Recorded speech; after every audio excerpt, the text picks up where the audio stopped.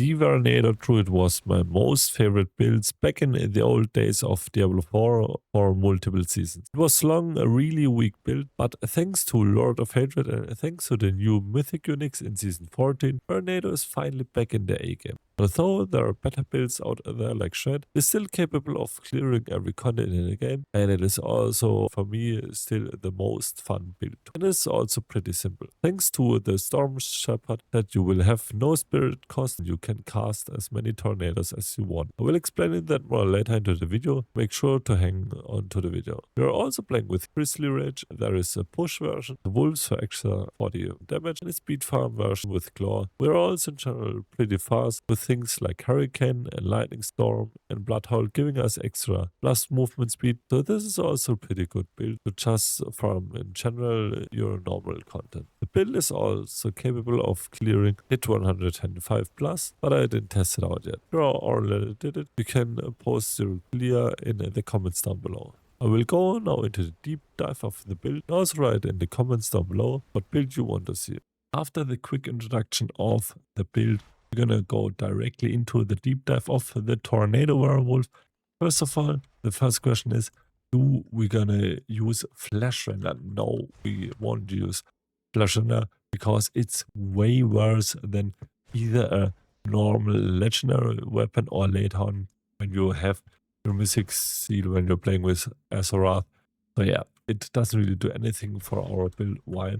Because basically the Tornado just only getting back to us and we're gonna deal like 44% more damage, but yeah, it's like even worse than I expect. So a clear no to the Flash Render. So also, which piece you want to get your Mythic first? It's the Ifestar Totem, and it's also one of the easiest one to get. Get this as your unique Mythic version. It should be maybe a bit better in the new patch.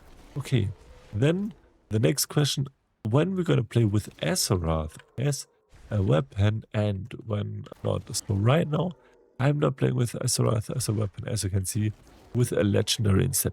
So we will use Azeroth as our charm as long we don't have the Mythic Seal with plus minus requirement to our set. Because with the Mythic Seal, we want to play with full set bonus of Law of the Red Moon and the full set bonus of Storm Shepherd. Why? Because of the werewolf that we will mark enemies and then we're on a blood hunt and then we're gonna get movement speed, but we can basically teleport without targets to the enemies and then we're giga fast, and then we need to have Azeroth equipped to get the bonus damage because Azeroth will do a lot of damage when we're gonna freeze the target. So now the question is, how can we freeze the target? Right now I'm doing this with a temper. Still need to get my masterwork on another FX, but get one temper with freeze. You can also get this on like your talismans with freeze, or you can also get like a frostburn, but that's not that great. So yeah, you could also go for a 2 rune, but because we are playing without a mobility skill, it's way worse than having it on shred because we get way less. And first of all, how can we get the limitless combo going for a tornado? Because you don't need any basic skill or something, or a generator. You will get this with the 2 set bonus of Storm Shepherd's Storm skills no longer cost spirit to cast. After we cast this Storm skill, we're gonna get increased Storm skill damage per spirit. How can we maximize that? Pretty simple, by using the Malefic Crescent. With Malefic Crescent, Bloodhowls gets automatically cast every 4 seconds, and thanks to the Spirit Hole, we're gonna get 1 spirit instead of 1% life every time we healed, and with healing we even gonna get more, and this will get enhanced by T-Ball's Will. Every time we're gonna get stoppable, we will regenerate 50 primary resource, and thanks to our new rune where we're gonna invoke the Druid's other bulwark, we gonna get unstoppable every time we're gonna cast other bulwark. For a push scenario, you can go for Bloodhowl and unstoppable, then you can go for overpower on your the bulwark to get even more damage. But on like speeding T12 content, you want to get your movement speed with Bloodhound, so then you need to get your unstoppable as your other bulwark, so that maximizes your damage with Storm Shepherd. Okay, next up, how can we get a lot of crit? Because you want to aim for 100% crit chance to get the maximum out of your Chrysalis. Well, either you will get crit strike chance on both of your item weapons. As I said, I get a chance to freeze. You can get this also on your talismans, but if you don't have it, get it on your weapon.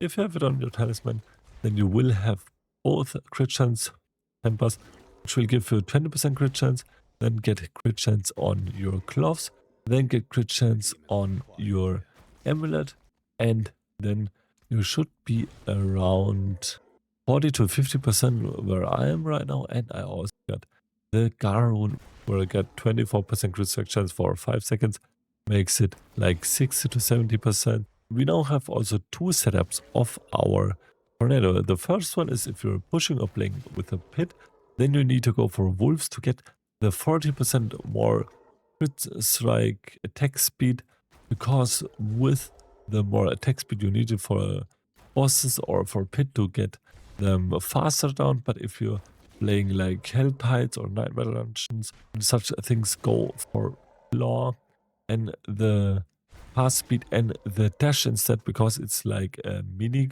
threat and you will just dash to the targets and then you're way faster. So that's also really important.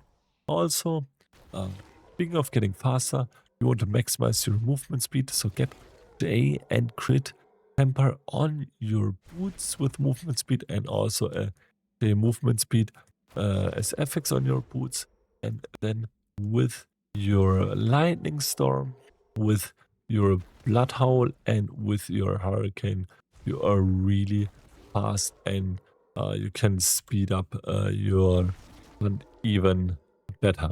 So now let's gonna go into the skill tree.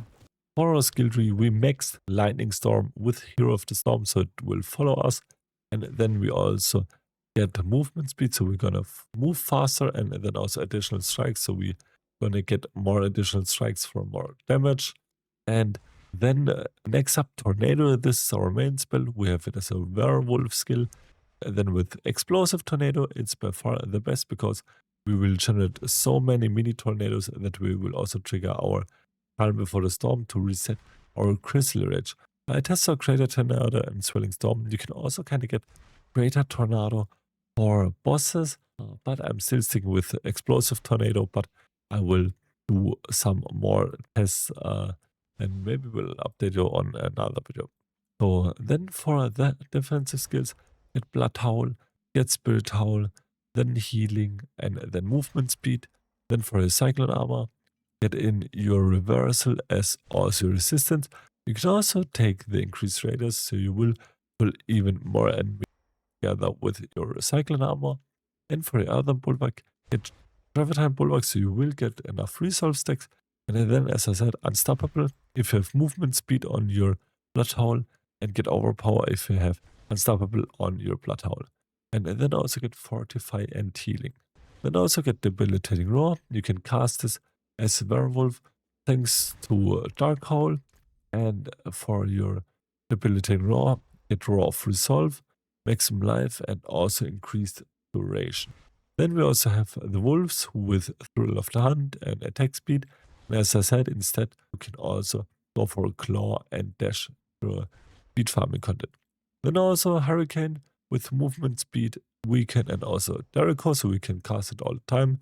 And then Grizzly Rage, Tornado Beast, Unstoppable, and Cooler Reduction. Now the rotation is pretty simple. Keep up your tornado all the time, get a movement speed and a weaken bonus. Then cast your Crystal Rage, then your Debilitating Roar, then cast some tornadoes to get the crit from the wolves, then cast your Lightning Storm, and then just spam your tornadoes on the target, and then you will do a pretty good amount of damage. Then nothing special, pretty easy to play with. So now, with our gear, we want to reach some thresholds, as I said, getting enough crit chance, you can get this through your gloves, both of your weapons, your amulet, and then also get your crit strike damage multiplier and your vulnerable damage multiplier on all of your gear, like on your gloves, on your rings, also on your amulet, and on your weapon get crit strike damage multiplier, and on your totem also get crit strike damage multiplier.